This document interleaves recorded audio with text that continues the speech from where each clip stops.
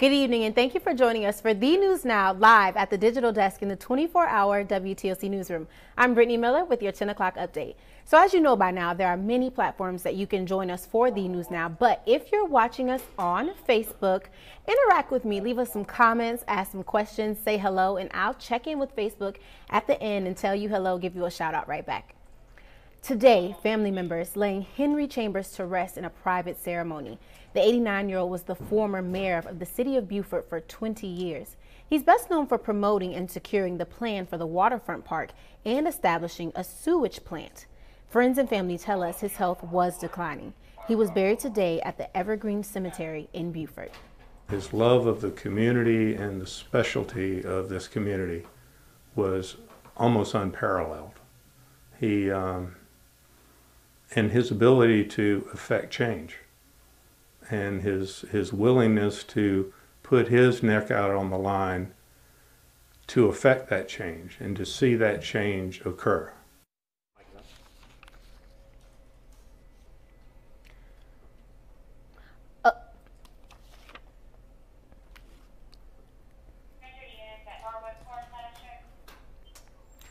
A local hero who died today while serving overseas will be honored tomorrow afternoon. U.S. Army Ranger Christopher Solis, who was assigned to Hunter Army Airfield, died in Afghanistan after being wounded by small arms fire. The funeral service will be held tomorrow, July 18th at 2 p.m. at Congregation Mikveh Israel. There will also be a military salute outside in Monterey Square.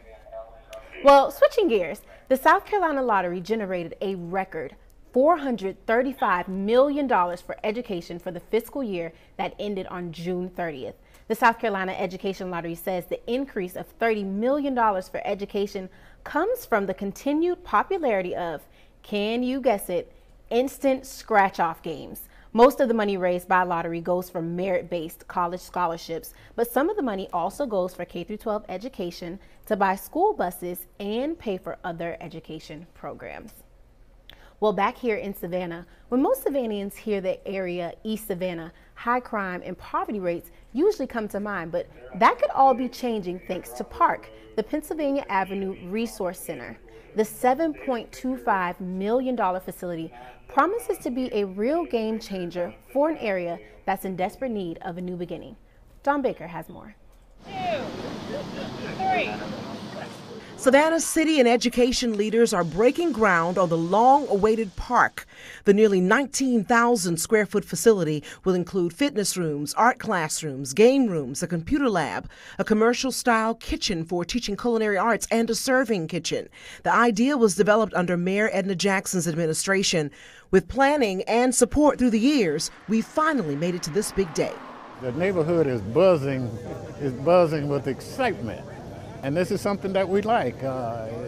We take the focus off all the negativity that's been surrounding this area and pump it up with some positive things. I think this is a great opportunity for the neighborhood to come and host their meetings, to address certain situations. And I also think it's a good opportunity for the students of Savannah High to come here and to study for important tests like the GMAS or the SAT or the PSAT.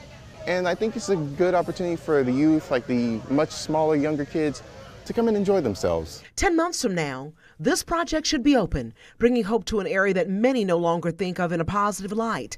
Alderman Hall believes this is the real game changer for East Savannah and beyond. In order for us to change the lives of people, we're going to have to start with children much, much earlier than we have been doing. You know, we're talking about a pre-K setting that will enhance the lives of children when they enter school. And they'll be reading on par, doing math on par, and be unmatched in any area of the city. SPLOST funds are paying for this resource center, and it should be built by April 2019. Well, before we wrap up this evening, we're going to head over to Facebook. And Mary Treader, watching from Richmond Hill. Hello, Mary. Glad you could join us. Sean White Jr. is watching. I went to high school with Sean. Hi, Sean. Good to see you. Hello from Bill Grotto. Jordan Vital says she loves my glasses. Thank you so much. Hello to Cheryl. Hello to Brianna. Gus asked, is this thing on? Well, I hope that you can hear me, or My producer's going to be very upset. Thank you so much for joining us for this 10 o'clock update, but be sure to tune in over the air for the news at 11.